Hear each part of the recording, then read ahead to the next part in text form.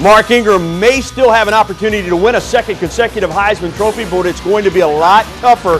Ingram injured his knee late during Monday's practice. He had it scoped this morning. What does it mean for Ingram and for the Tide? We'll discuss next. Tider Insider TV starts right now. Go inside the Crimson Tide. Tider Insider TV with Rodney Orr and Gary Harris.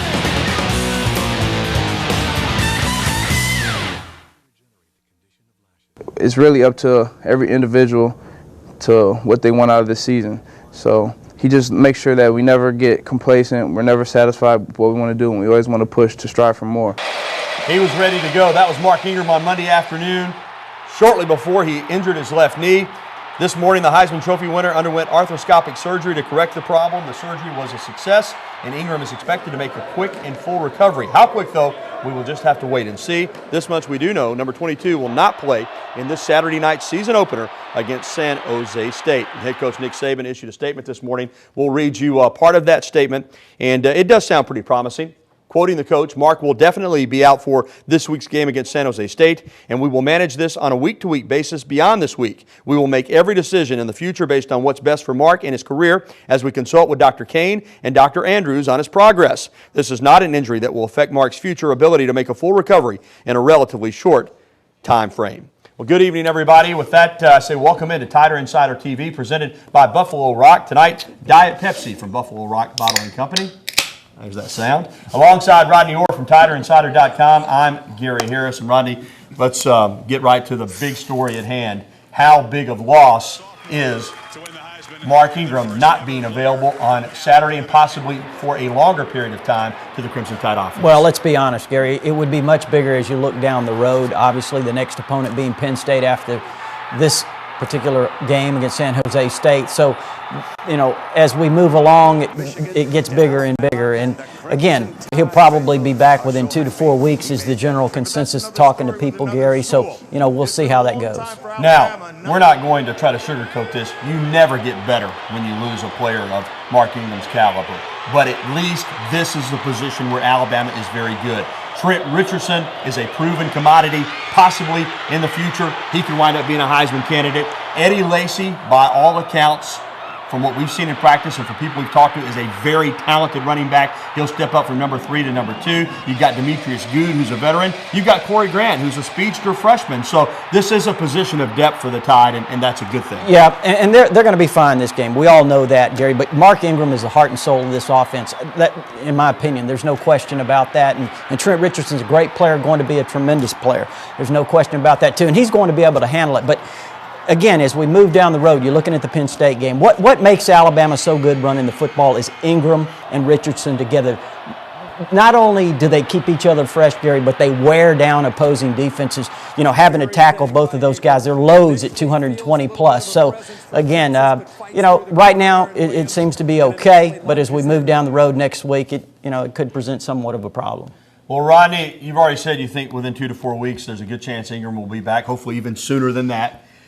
Does this, though, for all intent and purposes, end his opportunity at winning a second consecutive Heisman? Again, I don't know. We'll have to see how long he's out, Gary. And, certainly, if he's out more than 2-3 weeks, certainly it could hurt him. But, let's see what happens. Well, Rod, you've already touched on this just a little bit. But even though there's good players ready to step in and play, this does change the dynamic of the team. No doubt about it. The offense, for one thing, the Wildcat featured Ingram and Richardson at the same time. Plus, there was a thought process that we might see Ingram and Richardson in the backfield in a regular formation at the same time. Now, obviously, that won't happen at least right away. Well, when you're talking about the Wildcat, they have used Ingram in the past. He has ran the Wildcat, and if they want to use it, if they decide to use it, he's certainly capable of doing that and doing it well. All right, let's talk more about Eddie Lacy. We know what number 3 is all about. We know what he's capable of. We've, as I said earlier, got a good feeling about Eddie Lacy, but he's yet to do it in a game. He's going to get his opportunity on Saturday Well, night. Eddie Lacy was a great high school back in the state of Louisiana,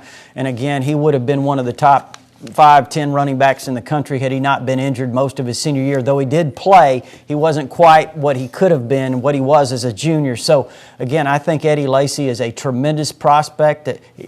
He needs the experience. There's no question about that. Well, Rodney, good stuff, and I will remind folks, Last year, a similar situation happened on defense. Dante Hightower was a great football player, is a great football player. He went down for the season, and Alabama still went on and won a national championship. That's why you want good football players all through your roster. So if somebody goes down, no matter how talented, somebody else can step up and play, and it looks like Alabama will be able to manage this situation until Ingram returns. Well, still to come on TITV, Alabama releases its first depth chart of the season. There were some surprises, to be quite honest with you. We'll break it down for you, and also we'll break down opponent number 1, the San Jose State Spartans. They've got a new head coach, and, well, they unfortunately have the same old players. We'll talk about the Spartans coming up, and we'll also, of course, get to your phone calls and emails. There's the information you need on the screen to get in touch with us. But up next, we'll talk recruiting, because there is a big young man due on campus here in the near future. Rodney will break it down for you. You're watching Tider Insider TV, presented by Buffalo Rock. Stay with us. More Tider Insider TV in just a moment, but first, time to talk to you about one of my favorite places to eat in Tuscaloosa, Nuke's, 205 University Boulevard East, just up from the UA campus. Nuke's Express Cafe. Notice the Express, because they will get you in, get you ordered, get you your food in a hurry, but it's always good. It's not fast food. You just have the convenience of fast food, but their food is terrific. My personal favorite is one of those oven-toasted sandwiches, but the California-style pizza, terrific. The hand-tossed salads, the soups are to die for. They've got great soups, red beans and rice, many others. I enjoy all of them. They've got a beer and wine menu, too, and a terrific dessert menu consisting of cakes, brownies, and Rice Krispie treats, all homemade. Call for your catering needs, 758-2455. That's Nuke's Express Cafe, 205 University Boulevard East in Tuscaloosa. Now it's time to talk football recruiting. Alabama already closing in on another top 5 class for 2011. But we know one thing about Nick Saban and this staff. They believe in getting good defensive linemen and getting a lot of them. And one of the best out there this year, Jesse Williams from Arizona Western Community College in Yuma, Arizona. And Rodney, I tell you, I don't want to jinx Alabama here, but it looks like he's close to pulling the trigger from time. Let me tell our audience a little story about Jesse Williams, Gary. Of course, he's coming on an official visit this weekend. Gary mentioned he's at Arizona Western Community College, probably the top interior defensive lineman in the country in terms of junior college.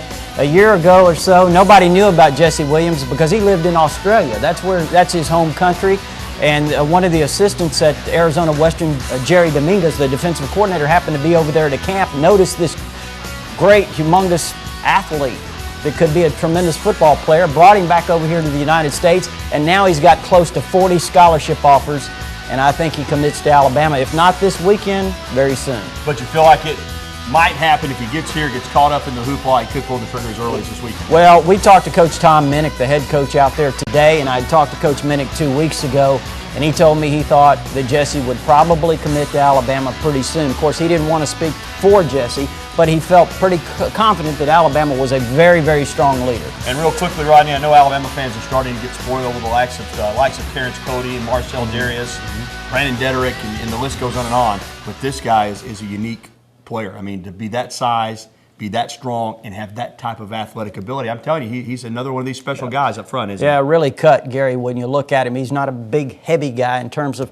a lot of extra weight. He's really cut, and he's got a great work ethic, talking to Coach Dominguez earlier today, and he's going to be an outstanding player, no question. All right, coming up, the Tide obviously should pound the Spartans this weekend, but don't think that there aren't questions for Alabama that need to be answered, because there are. We'll have that story for you, John Huddleston will. Plus, we will take you inside the Tide by listening to your phone calls, answering your questions, and hearing your comments. Give us a ring, 205-348-WVUA. That's 205-348-9882. Or email us if you'd like, TITV@WVUATV.com. Stay with us. We'll be back right after this.